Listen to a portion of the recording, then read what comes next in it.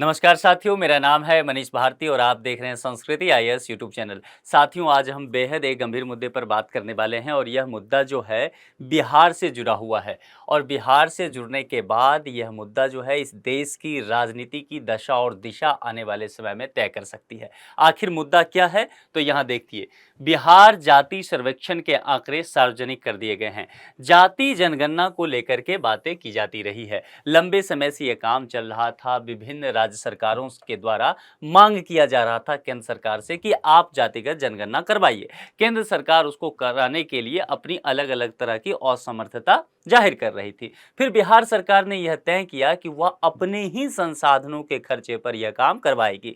तो यह मामला जो है लंबा चला है। इससे पीछे मैं कई लेक्चर इस पर ले चुका हूं, इसीलिए बैकग्राउंड पे आज हम नहीं जाएंगे, क्योंकि आज जो ये डेटा आया है इस डेटा पर हम पूरा विश्लेषण करने वाले हैं। तो बैकग्राउंड आपको करंट अफेयर्स के प्लेलिस्ट में मिल जाएगा, वहां जाकर के आप देख सकते हैं। कई बार मामला कोर्ट तक पहुंचा, पटना हाई कोर्ट ने इससे स्टे करवा दिया था। बाद में इसने कहा कि यह सेंसस नहीं है बिहार सरकार के, आप जाएंगे शब्दावली पर तो यहां पर भी सर्वेक्षण लिखा हुआ है। तो बिहार सरकार ने कहा कि देखिए यह जो है सर्वे है। सर्वे इसीलिए क्योंकि जो हमारे पास आंकड़े आएंगे उसके आधार पर हम यह तय कर पाएंगे कि किस जाति के लोगों की भागीदारी कितनी है, उसके आधार पर नीति निर्माण किया जा सकता है और जन कल्याण के कार्य को सुनिश्चित किया जा सकता है। यह तर्क था बिहार सरकार का पटना हाई कोर्ट में। उसके बाद जो है पटना हाई कोर्ट इसके काम को इजाजत दे देता है और कल यानी कि बीते दिन 2 अक्टूबर गांधी जयंती के अवसर पर फाइनली बिहार सरकार ने यह आंकड़ा जारी कर दिया, रिपोर्ट को पेश कर दिया लोगों के लिए। बिहार सरकार के मुख्य सचिव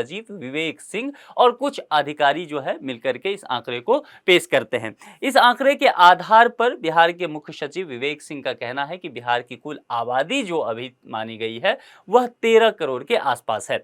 इसके अलावा यहां पर जातिगत आंकड़े दिए गए हैं। धर्म के आधार पर भी यह आंकड़ा दिया गया है कि किस धर्म के लोगों की संख्या कितनी है। इसके अलावा उपजाति भी बताया गया है कि किस उपजाति के वर्गों की लोगों की संख्या कितनी है और परसेंटेज के आधार पर कितना है। इसके अलावा इस वीडियो में हम यह भी देखेंगे कि इसके नकारात्मक पक्ष क्या हो सकते हैं, साथ ही जातिगत सर्वेक्षण जो हुआ है इसके सकारात्मक पक्ष क्या हो सकते हैं। इन सब चीजों को विस्तार से देखेंगे।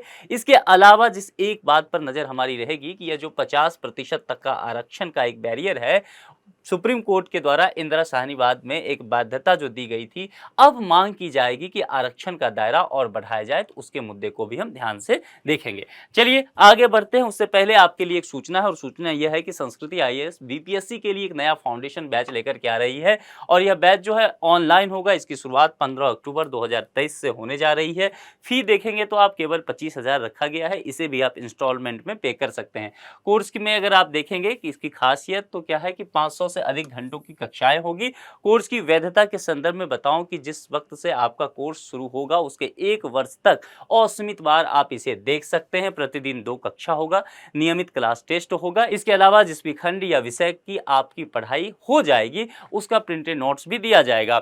इस संबंध में विशेष जानकारी के लिए दिए गए कॉन्टैक्ट नंबर पर आप कॉन्टैक्ट कर सकते हैं या संस्कृति आईएएस के वेबसाइट पर विजिट करके आप अपना नामांकन सुनिश्चित करवा सकते हैं। अब लौटते हैं हम सीधे चर्चा की तरफ कि आज का मुद्दा क्या है। देखिए, मैंने पहले इंट्रो में बताया था कि एक गंभीर मसला है। गंभीर विशेषण शब्द जो है मैंने सोच समझ के ही इस्तेमाल किया था, क्योंकि देखिए भारत की राजनीति जो कहीं ना कहीं अगर टिकी है तो वह आरक्षण के इर्द गिर्द जाकर के टिका हुआ है और आरक्षण का मुद्दा जो है जाकर के जाति से जुड़ा हुआ है। इसलिए पूरी भारतीय राजनीति या भारत का नीति निर्माण जो है, जो भी जन कल्याण की योजनाएं हैं, वह सभी यहां से प्रभावित होता है। और यहां इस मुद्दे को लेकर के यदि राजनीति चल पड़ती है तो निश्चित तौर पर यह पूरे समाज के लिए गंभीर मसला होगा, संवेदनशील मुद्दा हो जाएगा। इसलिए इसको बहुत विस्तार से, बहुत डिटेल से हम देखने वाले हैं। अगर न्यूज़पेपर के एनालिसिस को देखें तो द हिंदू का कहना है बिहार कास्ट सर्वे रिजल्ट्स में open door to challenging 50% ceiling on reservations. अब यहां पर देखिए न्यूज़पेपर ने क्या कहा है। न्यूज़पेपर के अगर आप सबसे पहले नजर डालेंगे तो यहां लिखा गया है कास्ट सर्वे की बात की गई है।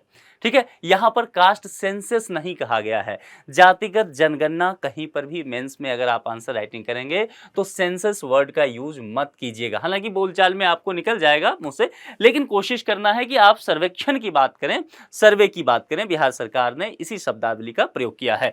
तो यहां पर न्यूज़पेपर ने कहा है कि अब यह तो जारी कर दिया गया है, लेकिन यहां पर अखबार ने यह प्रश्न भी उठाया है कि अखबार को यह आशंका है कि क्या यहाँ से एक और मुद्दा उभर करके सामने आएगा, और वह मुद्दा क्या होगा कि यह जो 50% की बाध्यता थी आरक्षण को लेकर के, क्या अब इसको चुनौती मिलने वाला है, यहाँ बात की जाएगी। क्योंकि यहाँ पर जो बात की गई है, बिहार कास्ट सर्वे जो जारी किया गया है, उसमें एक चीज चौंकाने वाला देखा गया है कि बैकवर्ड क्लासेज और एक्सट्रीमली बैकवर्ड क्लासेज जो है, यानी कि ओबीसी और ईबीसी वर्ग की बात की गई है। ठीक है, तो पिछड़ा वर्ग और अति पिछड़ा वर्ग की देखेंगे तो इनकी जो आबादी अभी तय किया गया है, इस आंकड़े में देखा गया है, वह 63% के आसपास आया है राज्य के आधार पर, बिहार के आधार पर देखेंगे तो यहां पर मसला जो है काफी अब उभर करके सामने आ रहा है। चूंकि विभिन्न राजनीतिक पार्टियों के नेताओं का कहना है कि जितनी जिसकी आबादी उसको उतना ही प्रतिशत आरक्षण मिलना चाहिए, यही न्याय की मांग कहती है, ऐसा कहना है विभिन्न विपक्षी पार्टियों का। यही अखबार भी कह रही है, अखबार ने भी इसी आशंका को जाहिर किया है। अब हम आगे चलते हैं और यह जो जाति सर्वेक्षण हुआ है, इसके आंकड़े जो निकल के आए हैं, सबसे पहले हमारे लिए लाजमी यह हो जाता है कि हम इस आंकड़े को देखेंगे, और सिर्फ आंकड़े को हम देखेंगे नहीं कि पिछड़ा वर्ग कितना है, बल्कि इसका हम जो है एनालिसिस करेंगे, डेटा एनालिसिस भी करना हमारे लिए बहुत जरूरी हो जाएगा, ताकि इसके कहते हैं ना बिटवीन द लाइंस स्टडी करने की बात जो की जाती है, उसे हम समझने का प्रयत्न करेंगे कि समाज पर इसका क्या प्रभाव पड़ेगा और इससे निष्कर्ष निकल कर क्या सामने आएगा। देखिए, बिहार में जातिगत जनगणना यहां इस्तेमाल किया गया। मैं फिर से आपको कहूंगा कि यहां पर सेंसस वर्ड का आप यूज कीजिएगा, सर्वेक्षण का, हालांकि आम बोलचाल की भाषा में जनगणना आ ही जाता है। वर्ग के हिसाब से दिया गया है और कितनी फीसदी किस वर्ग की आबादी रही है यह बताया गया है। पिछड़ा वर्ग की बात करें तो, बैकवर्ड क्लास की बात करें तो वह 27.12% यहाँ दिया गया है। वहीं अति पिछड़ा वर्ग की बात करें तो, एक्सट्रीमली बैकवर्ड क्लास की बात करेंगे तो 36.01%। यदि इन दोनों को जोड़ करके आप मोटा मोटी ओबीसी वर्ग ही ले लेते हैं तो यहां पर यह आंकड़ा जो है तकरीबन आप देखेंगे 63% के आसपास पहुंच जाता है। ठीक है, यही बातें की जा रही है कि आंकड़ा यहां पहुंच जाता है तो फिर इस वर्ग को इतना प्रतिशत ही आरक्षण मिलना चाहिए। वहीं सामान्य वर्ग की बात करेंगे तो सामान्य वर्ग का जो यहां पर आबादी बताया गया है प्रतिशत के आधार पर, वो 15.52% बताया गया है। अनुसूचित जाति का 19% और बिहार में अनुसूचित जनजाति की आबादी बेहद कम मानी जाती है। जो ट्राइबल लोग होते हैं, एसटी वर्ग होते हैं, वह केवल 1.68% बताया गया है। तो यह आंकड़ा जो है मोटा मोटी पूरी तरह से वर्ग के हिसाब से जारी कर दिया गया है। अब इसके अलावा हम देखते हैं कि धर्म से जुड़े हुए आंकड़े बिहार के संदर्भ में क्या कहते हैं, यानी कि किस धर्म से जुड़े हुए लोगों की कितनी यहां पर आबादी है, उसे हम फीसदी में देखेंगे। यदि हिंदू धर्म की बात करेंगे तो आप यहां देखेंगे कि 81.9% जो है हिंदू धर्मावलंबी लोग जो है वह बिहार में निवास करते हैं, यह बताया गया है। यानी कि 82% आप तकरीबन यह कह सकते हैं। इसके बाद जो दूसरा स्थान पर किसी धर्म का रहा है वह इस्लाम धर्म का रहा है। मुसलमान को की संख्या रही है वह 17.7% रहा है। ईसाई वर्ग को देखेंगे तो यहाँ पर देखेंगे यह जो आंकड़ा आया है हिंदू और मुसलमान के बाद देखेंगे यह आंकड़ा ईसाई हो, सिख हो, बौद्ध हो, जैन हो, वह 1% से भी कम चला गया है। तो अगर यहाँ पर आप देखें हिंदू का आंकड़ा बहुत अच्छा है, बहुत ज्यादा है। मुसलमान वर्ग का भी आंकड़ा जो कहता है कि उम्मीद की जा रही थी कि जब भी जनगणना होगा यह तकरीबन 20 के आसपास होगा। ठीक है, मुसलमानों की आबादी को लेकर के यह बात की जा रही थी। इस जनगणना में 17.7 तक आया है, तो आसपास है। लेकिन उसके बाद जितने भी धर्म के लोग हैं उनका आंकड़ा आप देखेंगे तो वह 1% से भी कम नजर आता है। जैसे कि आप ईसाई का देखेंगे तो 0.0576 है। अगर सिख देखेंगे तो 0.0113% है। बौद्ध का तो 0.0851% केवल है और जैन का 0.0096 केवल है। अब यहाँ पर एक दिलचस्प बात अगर मैं आपको बताऊं तो बौद्ध और जैन धर्म की शुरुआती जो स्थली है वह बिहार ही मानी जाती है। इसके अलावा सिख धर्म, जो सिख धर्म के 10वें गुरु रहे हैं गुरु गोविंद साहब, उनका भी यहाँ पर देखेंगे जन्मस्थली जो है वह बिहार के पटना में ही पड़ता है। इसके अलावा भी देखेंगे तो इन सभी धर्मों का इसके बावजूद आप संख्या काफ़ी कम मिलेगा आपको, लेकिन हिंदू और मुसलमान का संख्या यहाँ पर अच्छा बताया गया है। अब इसका प्रभाव क्या पड़ेगा बिहार की राजनीति पे आने वाले जो लोकसभा चुनाव होने वाला है 2024 में, और फिर बिहार का जो विधानसभा चुनाव होने वाला है उस पर इसका क्या प्रभाव पड़ेगा, यह भी देखने की बात होगी। यहाँ पर जाति धर्म के बाद हम अब उपजाति को देख लेते हैं, क्योंकि जब आंकड़े जारी किए गए हैं तो जातिगत आंकड़े तो जारी किया ही गया है, उपजाति को लेकर के भी बातें की गई है। अब हम देखते हैं कि हमने देख लिया कि जाति को परसेंटेज में देख लिया, फिर धर्म को प्रतिशत के आधार पर देख लिया। अब हम ये देख लेते हैं कि किस जाति के लोगों की जो संख्या है वह कितनी प्रतिशत है। यदि आप यहाँ पर नजर दौड़ाएं तो यादव वर्ग से शुरू करते हैं। यादवों की जो अगर संख्या है वह 14.26% है बिहार की आबादी में। अपने आप में यह अच्छा खासा आंकड़ा है। उसके बाद अगर आप ब्राह्मण देखते हैं तो 3.65%, राजपूत जो है 3.45%, कायस्थ 0.6%, कुर्मी 0.87%, कुशवाहा 4.2%। इसी तरह से बाकी जो जातियां हैं उनके प्रतिशत बताए गए हैं। तो यहाँ पर यह स्पष्ट किया गया है कि किस जाति के लोगों की कितनी आबादी है, क्योंकि यह बिहार सरकार का कहना है, जैसा कि उसने पटना हाईकोर्ट में भी यह तर्क दिया था कि हम यह जानना चाहते हैं कि किस जाति के लोगों की आबादी कितनी है, क्योंकि उसके हिसाब से लक्षित योजनाएं हम बना पाएंगे। अब जैसे मान लीजिए बिहार का एक वर्ग है मुसहर, ठीक है, मुसहर की आबादी बताई गई है इस सर्वेक्षण के आधार पर 3.08%। मुसहर वर्ग जो है बिहार में काफी पिछड़ा वर्ग माना जाता है, आर्थिक हिसाब से भी मैं बात करूं, सामाजिक दृष्टिकोण से भी और शैक्षणिक दृष्टिकोण से भी, ठीक है। तो यहाँ पर बिहार सरकार जो है अगर मान लीजिए मुसहर के उत्थान के लिए कोई योजना लाती है और उसका बिल्कुल टारगेट यह होता है कि मुसहर वर्ग को समर्पित ही यह योजना होगी। जैसे कि हम मान लेते हैं कि मुसहर वर्ग के जो बच्चे हैं उनके अध्यापन के लिए, अध्ययन अध्यापन को बेहतर करने के लिए, शैक्षणिक स्थिति को बेहतर करने के लिए किसी खास वर्ग का स्कूल लाया जा सकता है, ठीक है। तो यहां पर यह आंकड़ा होना चाहिए कि मुसहर वर्ग के लोगों की आबादी कितनी है, वो जो बच्चे हैं पढ़ने वाले बच्चों की कितनी आबादी है, ताकि उसके आधार पर ही उतने स्कूल का निर्माण किया जा सके, उसने शिक्षकों की भर्ती कराई जा सके, पाठ्य पुस्तक वगैरह भी उस हिसाब से तैयार कराए जा सके। तो यही कहना है, इसीलिए जो है आंकड़े इस हिसाब से तैयार किए गए हैं।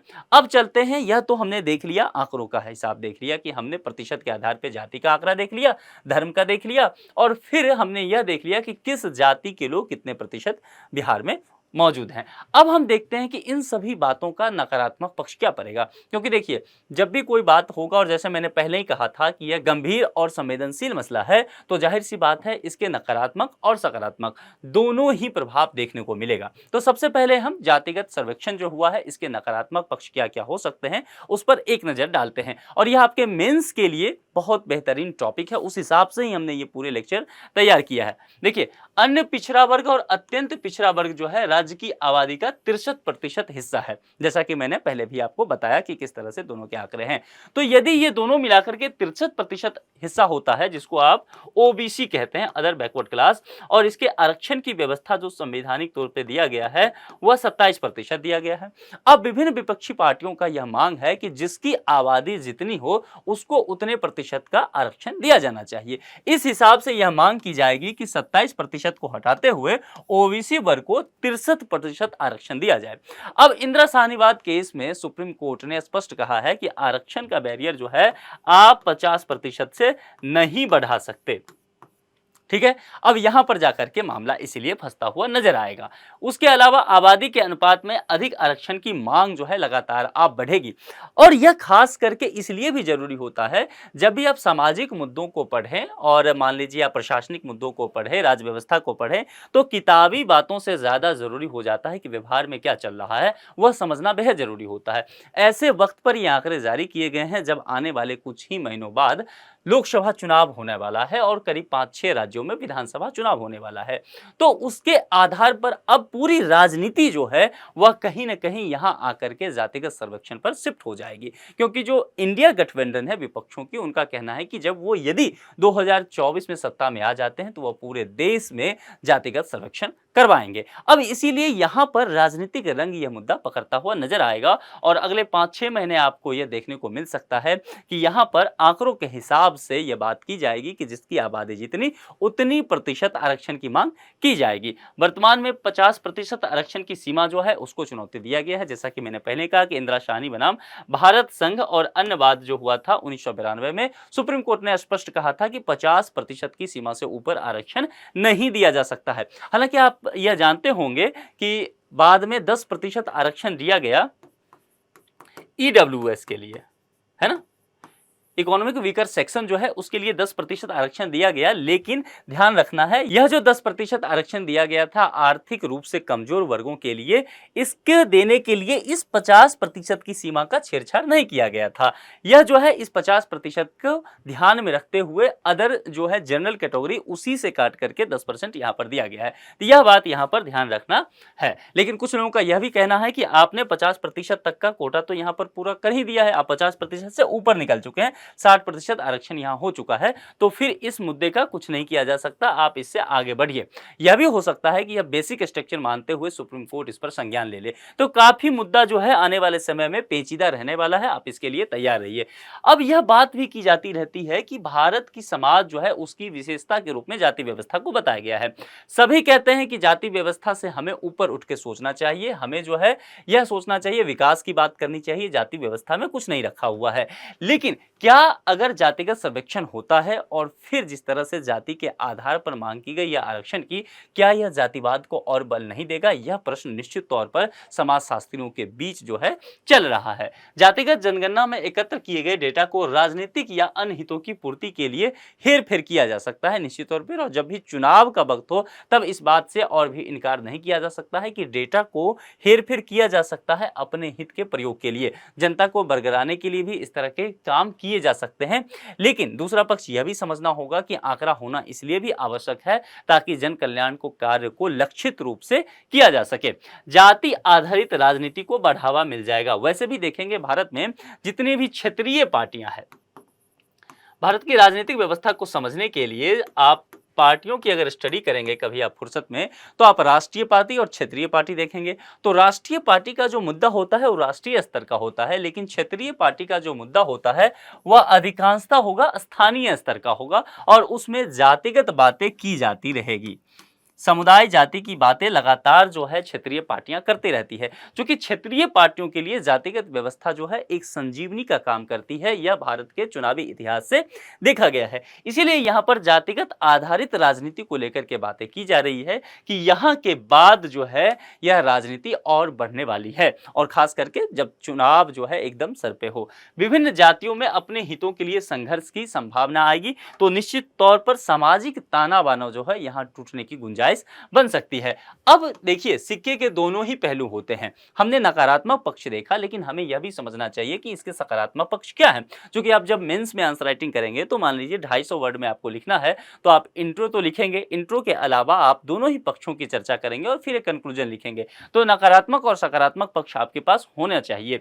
देखिए, सकारात्मक पक्ष जैसा कि मैंने पहले कहा कि जाति और वर्गों के आंकड़े आपको प्राप्त हो जाएंगे। जब ये आंकड़े आपके पास प्राप्त हो गए तो राजनीतिक और प्रशासन में जो लोग हैं वह यह सुनिश्चित कर पाएंगे कि कमजोर वर्ग के लोग जो हैं उसको कैसे आगे बढ़ाया जा सके, उनके लिए नीति निर्माण किया जा सकता है। जैसा कि मैंने पहले भी आपको उदाहरण में मुसहर वर्ग का उदाहरण देकर के समझाया था।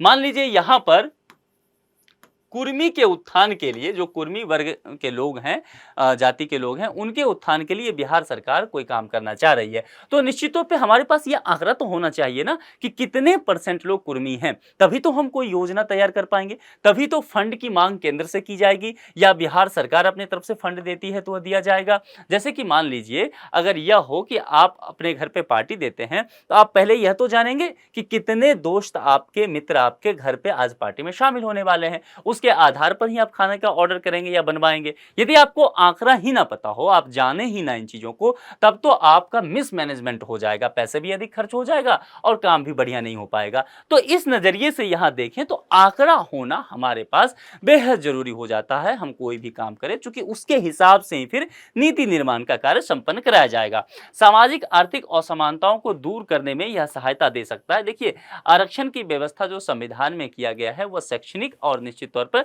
सामाजिक आधार उसका रखा गया है। ठीक है, अब यहाँ पर यह देखना हमारे लिए बेहद जरूरी हो जाएगा कि यह आधार क्यों है, क्योंकि हमारे समाज में जो असमानता का स्तर है वह विभिन्न वर्गों के आधार पर है।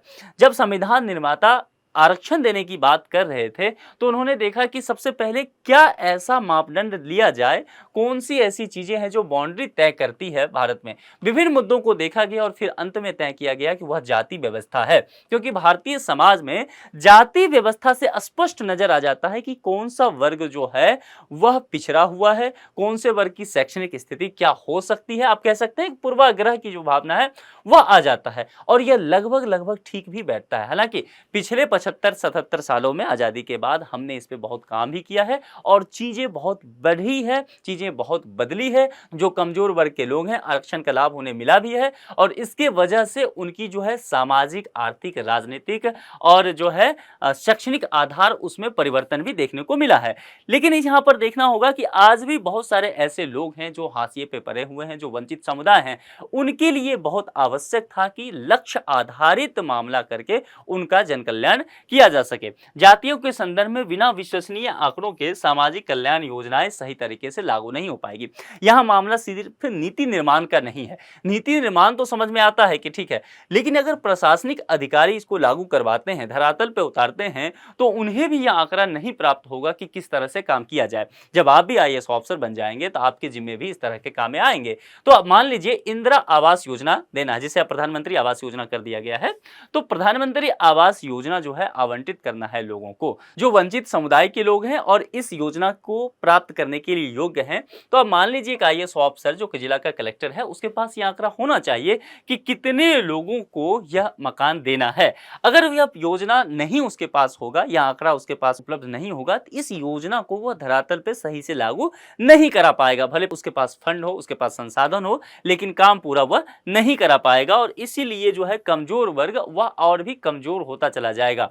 तो इसीलिए बहुत आवश्यक है कि यह आंकड़ा एक लक्षित ढंग से यह काम करवा सकता है, जन कल्याण के काम को आगे बढ़ा सकता है। पिछड़े वर्गों की गणना से उनकी शैक्षणिक, आर्थिक और सामाजिक स्थिति के बारे में भी महत्वपूर्ण जानकारी प्राप्त हो जाती है, जैसा कि मैंने बात पहले ही कर लिया है। अब यहाँ न्यायिक समर्थन की बात की गई है। न्यायिक समर्थन के कहने का क्या मामला है? देखिए, जब भी मामला आरक्षण को लेकर के किसी कोर्ट में गया, हाई कोर्ट में गया हो, सुप्रीम कोर्ट में गया हो, तो सभी कोर्टों ने एक बात कहा और सबने कहा कि भाई आपके पास स्पष्ट रूप से आंकड़े होने चाहिए। चाहे वो मराठा आरक्षण को लेकर के बातें की गई, पाटीदार आरक्षण को लेकर बातें की गई, सबने यही कहा कि क्या इसके लिए पर्याप्त आंकड़े मौजूद हैं, कि इनकी संख्या क्या है।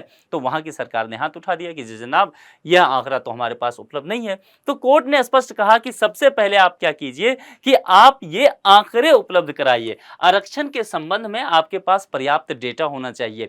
यदि आपके पास पर्याप्त डेटा उपलब्ध होगा ही नहीं, फिर आप किस तरह से योजनाओं को लागू कर पाएंगे, कैसे फंड आपका होगा, यह जो पूरा क्रियान्वयन है उसे आप कैसे पूरा कर पाएंगे। कोर्ट ने बार बार यह प्रश्न जो है पूछा है। अब जातिगत जनगणना क्या होता है, इसे समझ लेते हैं। देखिए, लोगों की जाति, उपजाति और सामाजिक आर्थिक स्थिति से जुड़ी हुई जानकारी तय की जाती है। कुछ प्रश्न तैयार किए जाते हैं, उस प्रश्नों के आधार पर सर्वेक्षण किया जाता है। यह भारत में प्रत्येक 10 साल पर होता है। हालांकि अभी जो है 2021 में यह पूरा नहीं हो पाया है।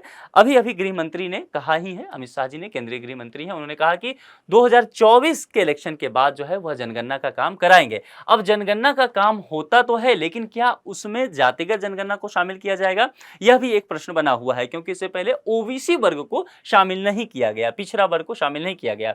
अगर कुछ बार ऐसा हुआ है कि शामिल किया गया है तो उनके आंकड़े जारी नहीं हो पाए। अभी हम विस्तार से इन सब चीजों को देख लेंगे। ठीक है, तो ये सारी जानकारी उनको मिल जाती है, सत्ता में रहने वाले लोगों को, जो प्रशासन में रहने वाले लोग हैं, ताकि उसके आधार पर आगे का क्रियान्वयन किया जा सके। भारत में जातिगत जनगणना की स्थिति को थोड़ा इतिहास से हम देखते हैं तो वर्ष 1931 तक भारत में जातिगत जनगणना होता रहा है।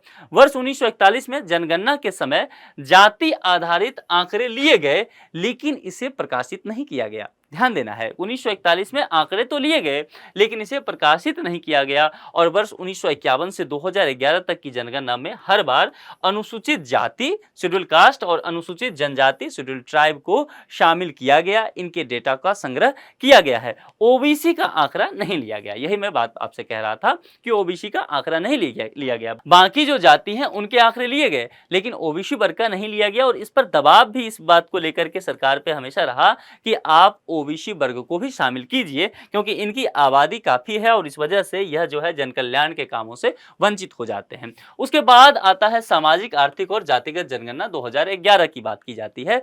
Socio economic and caste census, जिसे शॉर्ट में SECC कहा गया, 2011 में यह हुआ था। इसके लिए नोडल एजेंसी कौन है? तो ग्रामीण विकास मंत्रालय इसके लिए यह काम पूरा देखी थी 2011 में और SECC का आयोजन 1931 के बाद पहली बार 2011 में होता है। एक लंबा गैप आता है यहाँ पर और इसके अंतर्गत प्रत्येक भारतीय परिवार की सामाजिक आर्थिक स्थिति तथा उसके आधार पर यहाँ पर जाति समूह के बारे में जानने की कोशिश की गई। अब क्या जानने की कोशिश की गई होगी? निश्चित तौर पर शैक्षणिक आधार जानने की कोशिश किया गया होगा, आप यहाँ पर धार्मिक आधार जानने की कोशिश कर सकते हैं, आप इसके आधार पर सामाजिक स्थिति जान सकते हैं, आर्थिक स्थिति जान सकते हैं, राजनीति में कितना किसकी सहभागिता है, किनके बच्चे कितने ड्रॉप आउट हो रहे हैं स्कूल से। जब ये आंकड़े लिए जाते हैं तमाम तरह की चीजें निकल करके सामने आ जाता है, उसके आधार पर आगे का कामकाज होता है। वर्ष 2015 में जाति का डेटा सामाजिक न्याय और अधिकारिता मंत्रालय को सौंप दिया गया था। किस डेटा को? SECC के डेटा को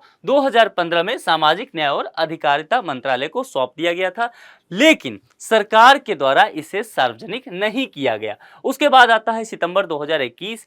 सितंबर 2021 में सुप्रीम कोर्ट में एक हलफनामा दायर होता है और फिर उसके बाद सुप्रीम कोर्ट जो है केंद्र सरकार से जवाब मांगती है कि आपने इसे अभी तक सार्वजनिक क्यों नहीं किया है। तो केंद्र सरकार यहाँ पर तर्क देती है कि जनाब ऐसा है कि डेटा में कुछ खामी है, इसलिए हम सही से उसका व्याख्या या विश्लेषण नहीं कर पा रहे हैं। इसके कारण यह जो SECC 2011 है, इसके एकत्र किए गए जातिगत डेटा जो है इसे हम सार्वजनिक नहीं कर पा रहे हैं, प्रकाशित नहीं कर पा रहे हैं। यह मामला अभी तक वहीं पर रुका हुआ है। अब इस पर एक संभावित प्रश्न है और प्रश्न जो है प्रीलिम्स के स्तर का है, आप लोग जानते हैं मैं जवाब नहीं देता हूं लेकिन आप बेहतर जवाब दे रहे हैं। तो आज का भी जो ये प्रश्न है इसी लेक्चर से संबंधित है। सामाजिक, आर्थिक और जातिगत जनगणना 2011 के संदर्भ में निम्नलिखित कथनों पर विचार कीजिए। यहां पर समझ सकते हैं आप कि आपसे पूछा क्या गया है कि कौन से सही हैं। ठीक है, 3 स्टेटमेंट है। देखिए, वर्ष 1931 के बाद पहली बार सामाजिक, आर्थिक और जातिगत जनगणना का आयोजन 2011 में किया गया था। हमने इस टॉपिक पर चर्चा किया है, आप देख लीजिएगा।